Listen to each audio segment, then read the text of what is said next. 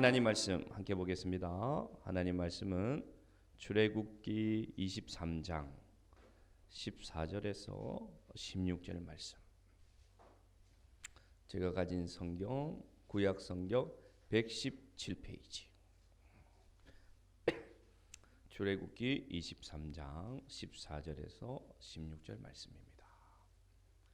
저와 여러분이 교독하도록 하겠습니다. 너는 매년 3번 내게 절기를 지킬지니라.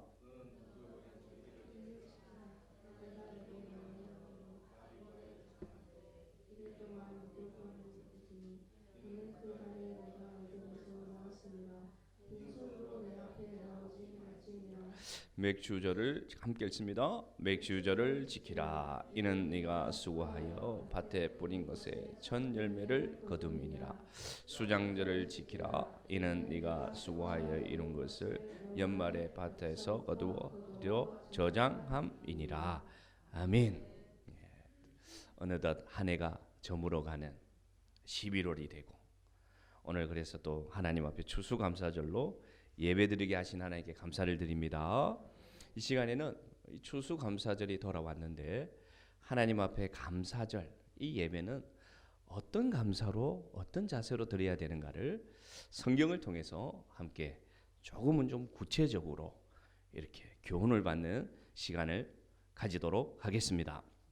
오늘 읽은 말씀은 여러분, 하나님께서 모세로 대표되는 이스라엘 백성에게 시내산에서 주신 율법의 시작입니다. 그러니까 하나님께서 이스라엘 백성을 하나님의 백성으로 인정하시면서 어떻게 살아야 되는지를 가르쳐 주신 것이 바로 율법입니다. 그런데 우리가 율법에 대한 조그만 오해를 가지고 있어요. 예수님이 오심으로 이제는 율법의 시대가 아니라 은혜의 시대가 되었기 때문에 더 이상 우리에게 율법이 필요 없다, 이렇게 생각하는 분들이 있습니다. 그런데 그것은 작은 오해입니다. 뭐냐면요, 율법의 행위가 우리가 예수를 믿고 구원받는 그 원천이 될 수 없다는 그 이해를 잘못 오해해서 율법 전체가 필요 없는 것으로 우리가 생각할 수가 있습니다. 그러나 한번 생각해 봅시다.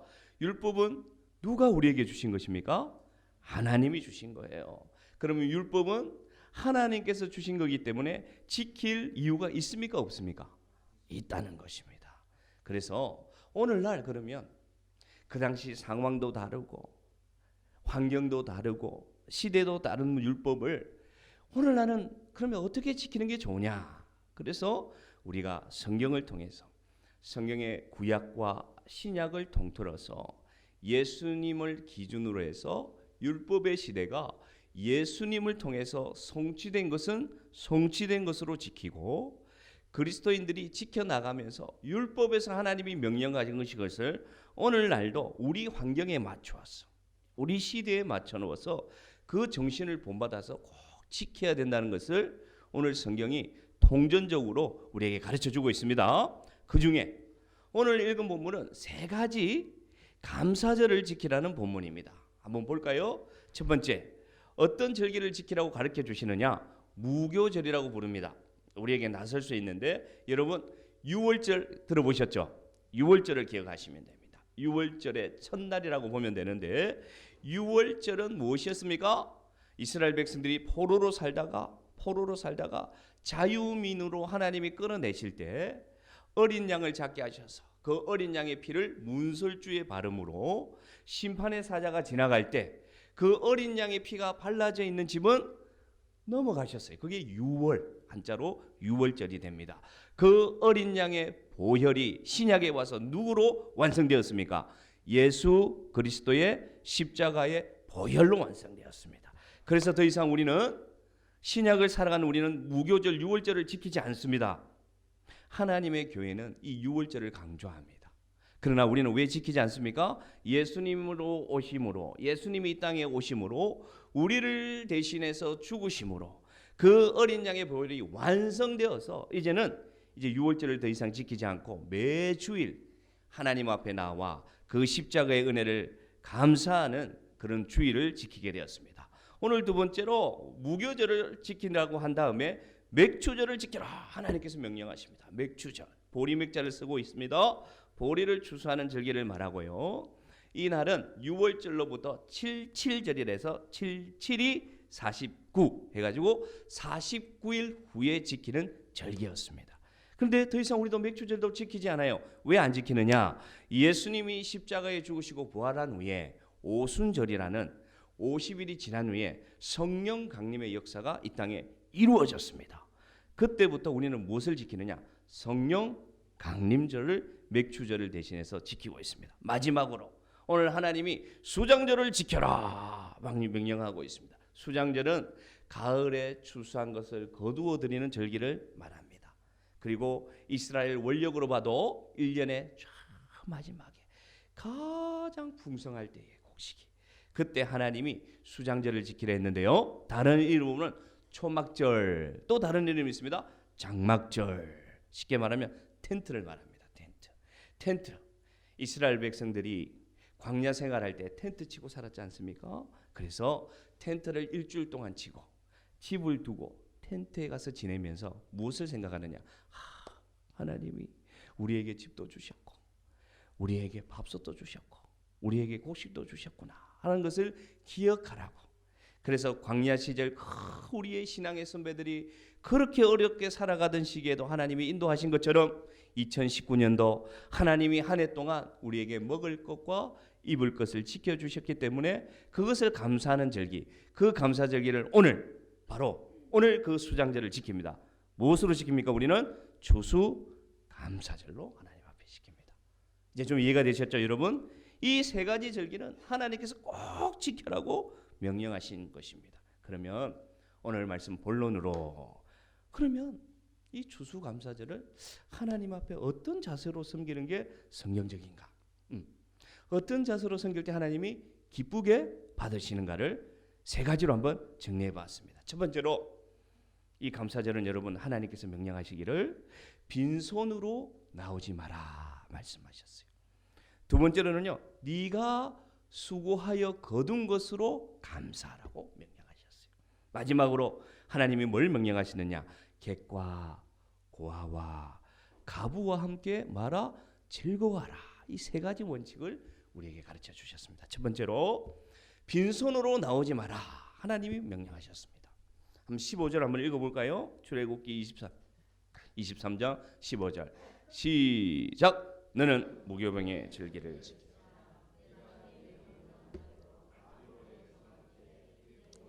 무교병을 먹을지니 이는 그 달에 네가 애굽에서 나왔습니다.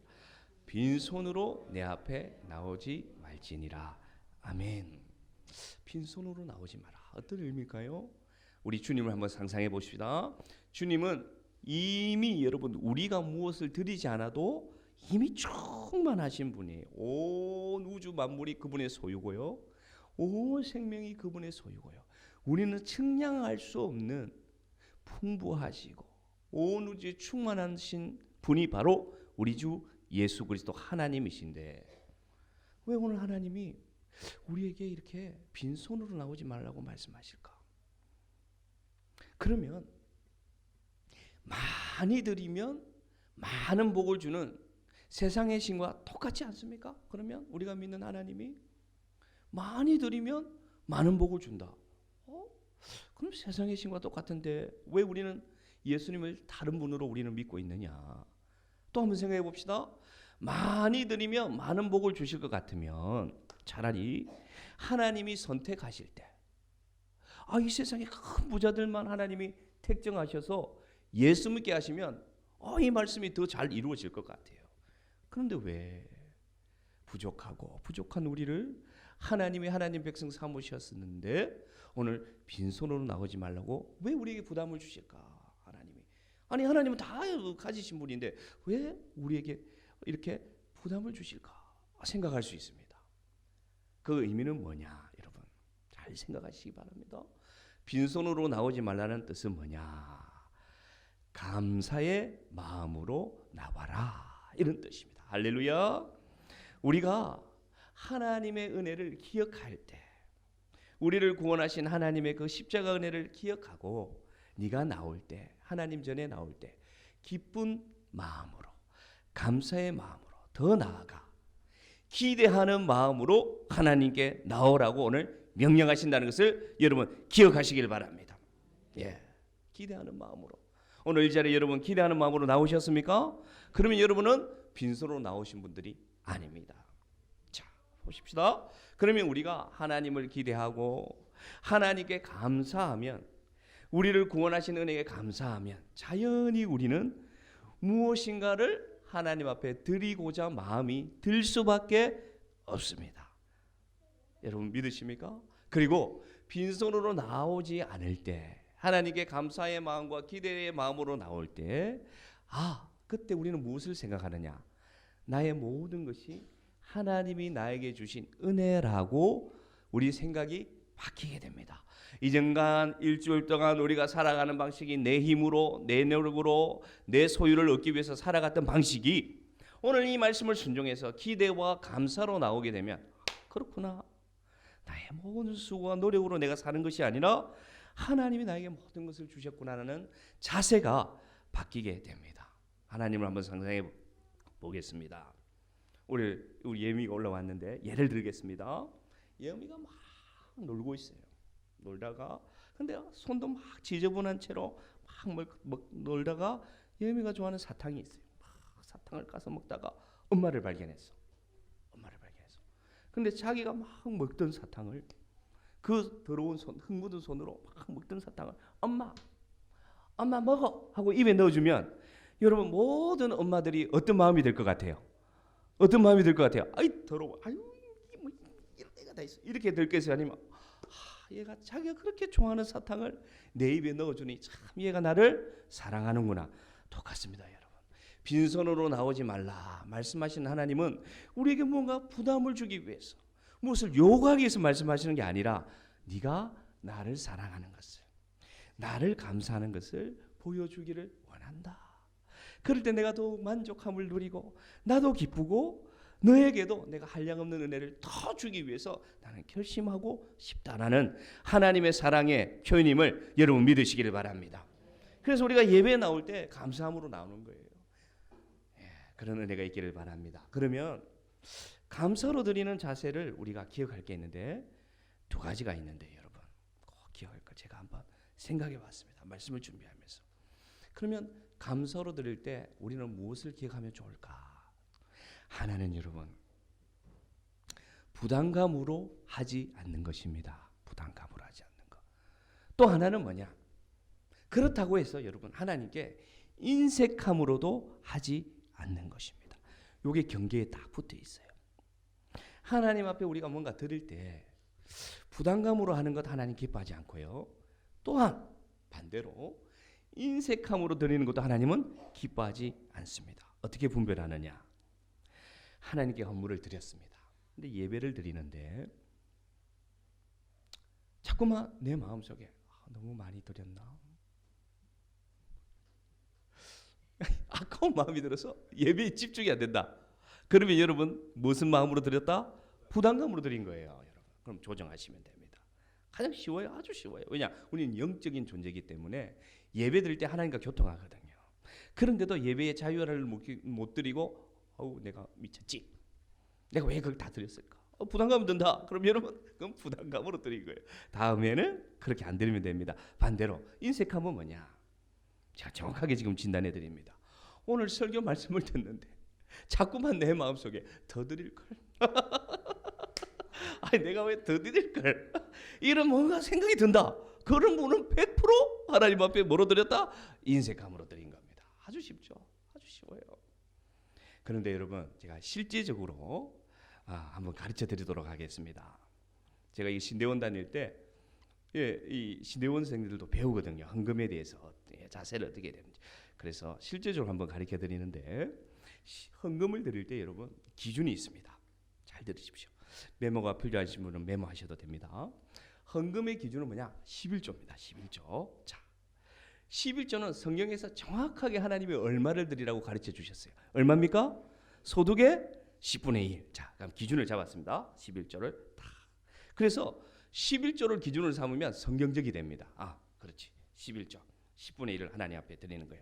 그다음 제가 가르쳐 주는 방법은 그 다음에 헌금들이 있지 않습니까? 감사헌금, 이웃사랑, 또 뭐 있습니까?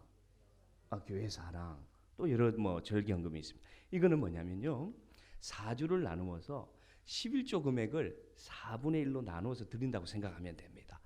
그래서 나중에 드린 헌금이, 여러분이 드린 헌금이 순수 소득의 10분의 2가 되면 균형적이다, 이렇게 가르쳐 줍니다. 그렇게 되면 어떻게 되느냐? 왜 이게 성경적이냐? 그렇게 헌금을 드리면 여러분이 드린 헌금의 3분의 2는 교회와 또 제 사례와 또 여러 교회에 드는 비용들을 쓸 수 있고요. 또 3분의 1은 어디에 쓰느냐? 구제와 선교에 쓸 수가 있습니다. 그래서 교회 운영에 있어서 여러분이 드린 헌물이 성경적으로 쓰임이 될 수가 있습니다. 여러분 이제 기준을 아셨죠? 그래서 성경에 보면 이런 말씀이 있습니다. 너희들이 11조를 드릴 때 석 달 중에 한 번은 온전히 가난한 자와 객과 고아와 나그네를 위해서 풍성하게 나누어 써라, 하나님이 명령하셨어요. 자, 그렇게 되면 뭐냐? 여러분이 방금 제가 가르쳐준 기준으로 하나님 앞에 헌금 생활하도록 노력하면 우리 교회도 성경적으로 하나님 앞에 사용하는 그런 교회가 될 수 있습니다. 다시 말씀드리지만 여러분, 하나님 앞에 빈손으로 나오지 않는 것은 감사와 기도로 나오는 것이고요, 하나님 앞에 빈손으로 나오지 않는 것은 부담감이나 어떤 체면이나 어떤 비교나 그렇게 해서 드리는 것이 아니라 하나님의 온전한 기대와 감사로 내가 가진 것에서 하나님이 나에게 공급하신 것을 드린다는 고백으로 나오는 사랑하는 성도들 되기를 주의 이름으로 축복합니다. 두 번째로, 내가 수고한 것으로 감사라고 하는 말씀하세요. 내가 수고한 것으로. 다른 말로 하면요, 이렇게 되어 있더라고요. 너희 땅에서 난 것으로 드리라, 그렇게 되어 있습니다. 그래서 오늘 여러분 강단을 한번 보겠습니다. 오늘 강단의 메인, 무엇이 장식하고 있습니까? 보는 눈이 다 다르겠죠. 어떤 분은 이 억새가 메인이다 하는 분도 있을 거고, 다 다를 수 있어요. 그러나 보면 제일 많은 게 뭐가 제일 많습니까? 귤이 제일 많습니다. 그래서 제가 미리 광고도 했습니다. 우리 땅에 난 것으로 우리 하나님 앞에 드려도 충분하다. 그러나 우리 집사님, 권사님들이 또 그 외에도 감동이 되셔서 이렇게 땅끝 햇살 이런 것도 드리고 하나님 앞에 풍성하게 드려서 감사합니다. 예. 그러면 이 의미가 뭐냐? 내 땅에서 난 것을 드려라, 내 토지의 수확물을 드려라, 내가 수고한 것으로 드려라. 어떤 의미일까? 어떤 거냐? 그것은 여러분, 주어진 소득에 감사하는 마음으로 드리라는 의미입니다. 많은 소득을 받은 분들은요, 하나님께 많이 드리면 돼요. 그런데 나는 소득이 적습니다, 목사님. 그런데 제가 어떻게 많이 드려요? 부담 갖지 마십시오. 적게 주셨으면 적은 것 중에서도 자족하는 마음으로 하나님 앞에 드리면 됩니다. 또 네가 수고한 땅, 너의 토지에서 난 것으로 드리라는 의미는 뭐냐? 우리가 이 세상을 살아갈 때 일의 자세가 어떻게 해야 되느냐? 내가 수고한 것으로 하나님 앞에 드릴 때 하나님은 기쁘게 받으신다는 것입니다. 내가 땀 흘린 것을 하나님 앞에 드릴 때 하나님은 기쁘게 받으신다는 의미예요. 그건 뭐냐? 하나님, 제가 정직한 땀의 소득을 받을 수 있도록 주여 나를 축복하여 주옵소서. 기도하는 마음으로 살아가는 뜻입니다, 여러분. 아멘. 하나님, 내가 수고한 대로 거둘 수 있도록 하나님 나에게 복 주십시오. 그리스도인들은요, 우리의 타작마당이, 다른 말로 쉽게 설명하겠습니다, 우리의 일터와 우리의 직업이 하나님이 기쁘게 받으시는 일터가 되기 위해서 우리는 기도해야 됩니다. 그것은 뭐냐? 선한 영향력을 흘려보낼 수 있는 일터, 하나님이 만드신 창조의 질서를 유지하고 될 수 있으면 내가 하는 일이 다른 사람에게 기쁨을 줄 수 있는 일을 할 수 있도록 우리가 주어진 자리에서 감사하고 기도함으로 노력해야 된다는 것을 오늘 말씀에서는 네가 수고하여 이룬 것으로 드리라고 오늘 하나님은 말씀하십니다. 여러분, 우리 자녀를 위해서 꼭 기도하실 때 하나님, 우리 자녀가 박사 되게 하옵소서, 의사 되게 하옵소서, 사장 되게 하옵소서, 건물주 되게 하옵소서. 물론 이렇게 기도해도 됩니다. 그러나 그 기도보다 더 귀한 기도는 뭐냐?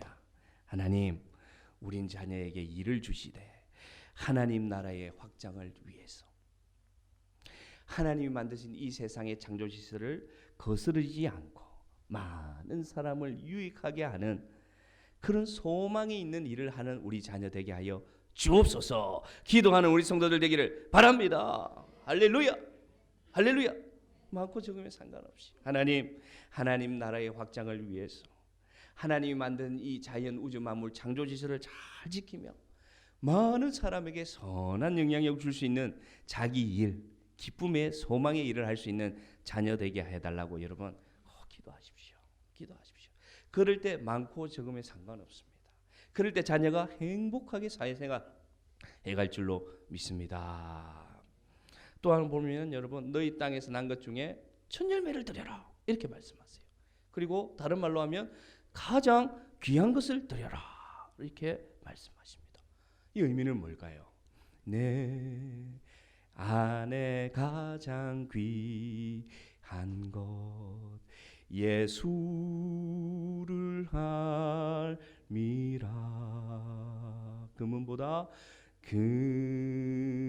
금은보다 더 귀한 것 예수를 알미라. 세상 지식보다 귀한 것 예수를 알미라. 내 안에 가장 귀한 것 내 안에 가장 귀한 것 예수를 알미라. 아멘. 여러분 가장 귀한 것 드려라. 첫 열매를 드리라는 것은 뭐냐? 내 삶에 가장 귀한 것이 주님입니다 라는 마음으로 드리라는 것입니다. 금은 귀합니다. 세상에 살아가는 방법 귀합니다. 잘 사는 거 귀합니다. 그러나 예수 믿는 사람은 뭐가 다르냐? 하나님 그 무엇보다도 주님이 최고입니다. 내 삶에 예수님이 최고입니다.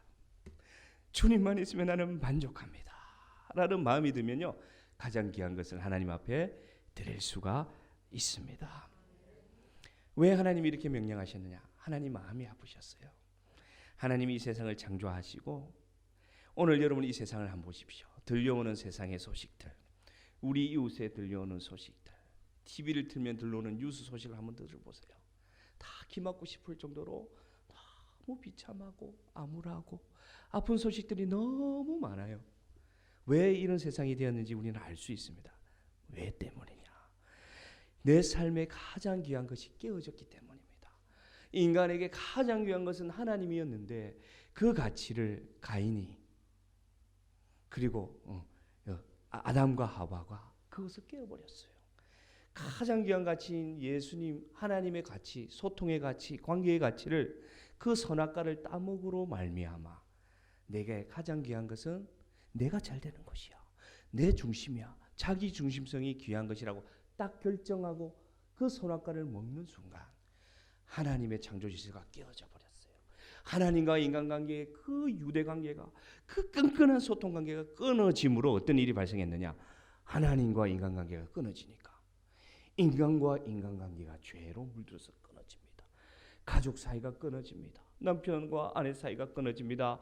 자녀와 부모 사이가 끊어집니다. 나아가 이웃과 이웃과 끊어집니다.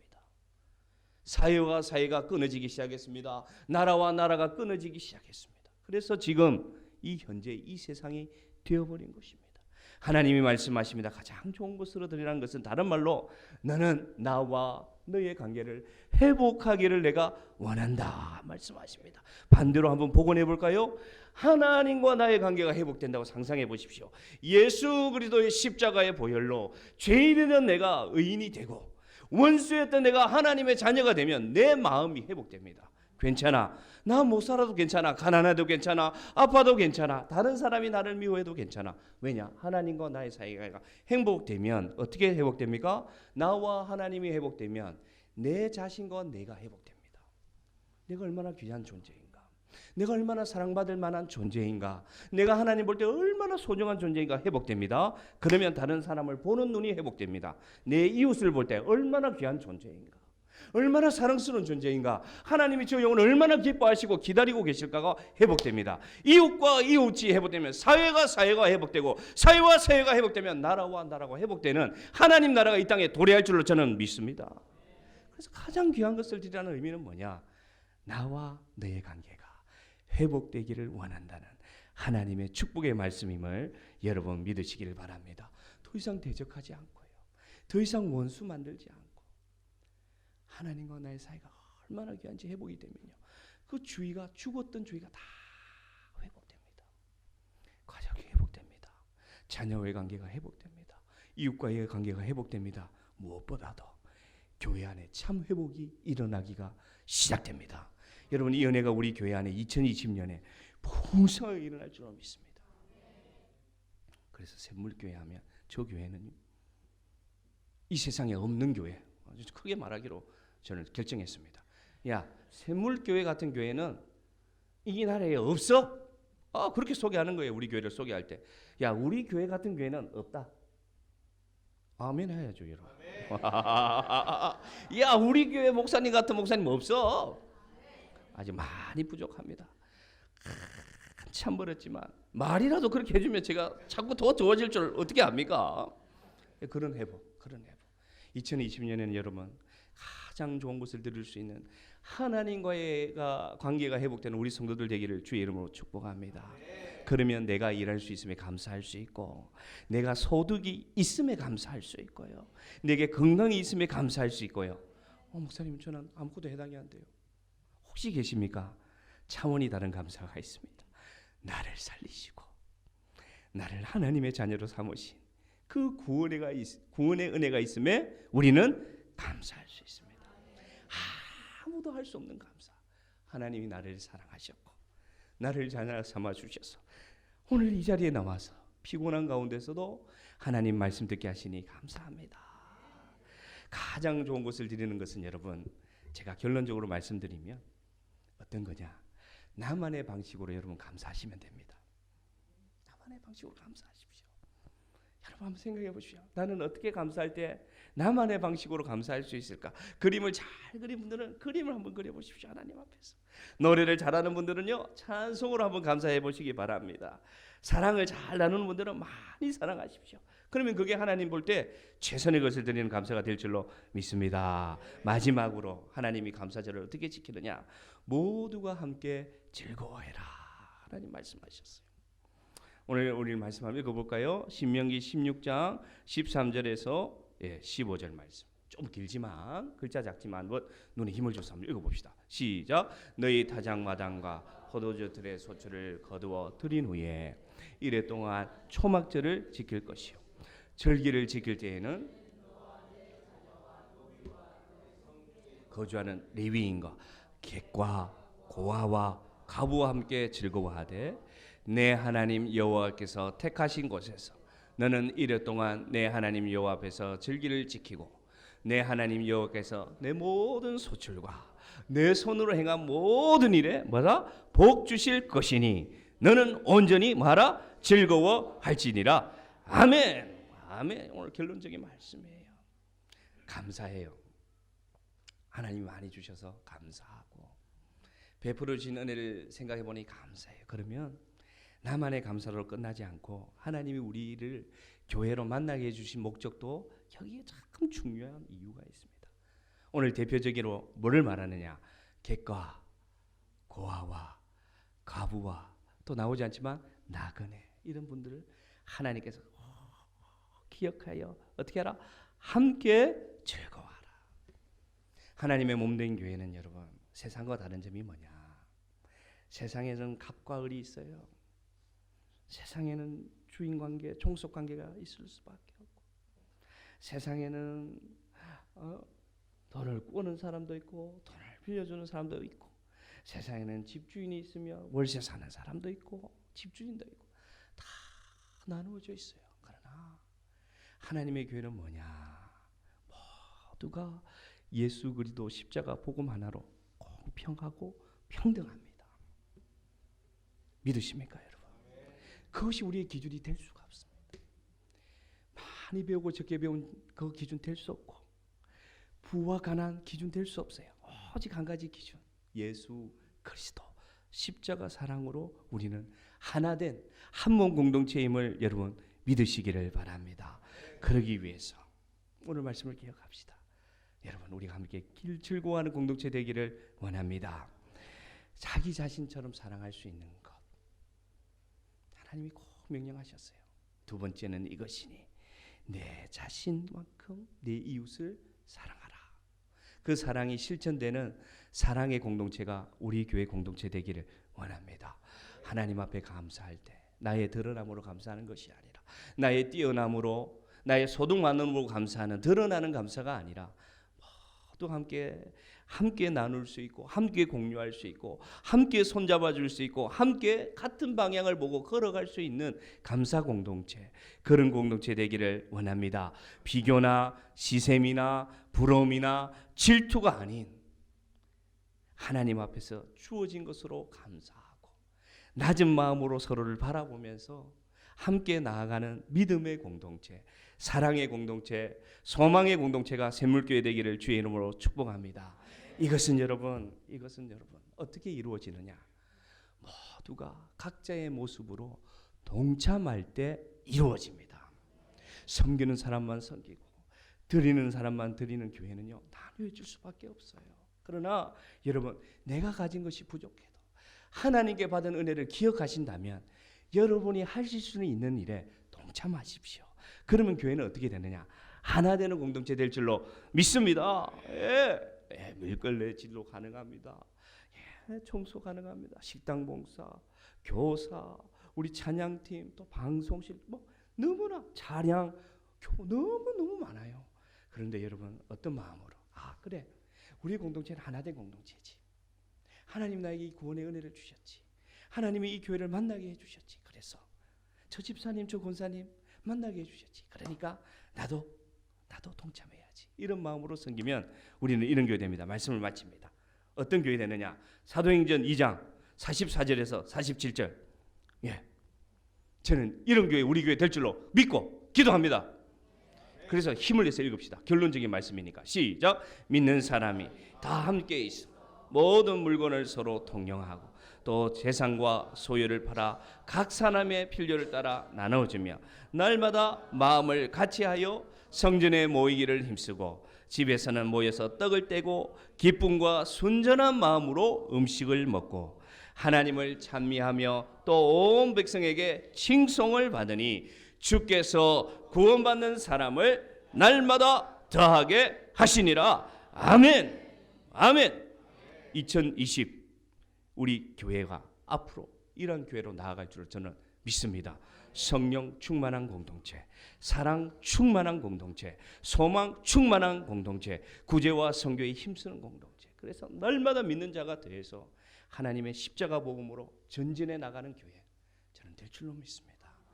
빈손으로 나오지 말라는 뜻은 기대와 감사로 하나님께 나오는 것이고 너희 땅에서 난 것으로 드러난 것은 주어진 것에 자속하며 하나님께 최선을 것을 드리는 관계 회복을 힘쓰라는 것이며 객과 고부와 함께 고아와 가부와 함께라는 것은 소외된 자들이 없이 모두가 동참함으로 함께 천국 공동체 되는 교회임을 믿고 오늘 오후 예배 모두가 오늘 앉은 채로 그대로 오후 예배에 오셔서 하나님께 영광 올려드리는 그런 축복의 감사절이 될 줄로 주의 이름으로 축복합니다.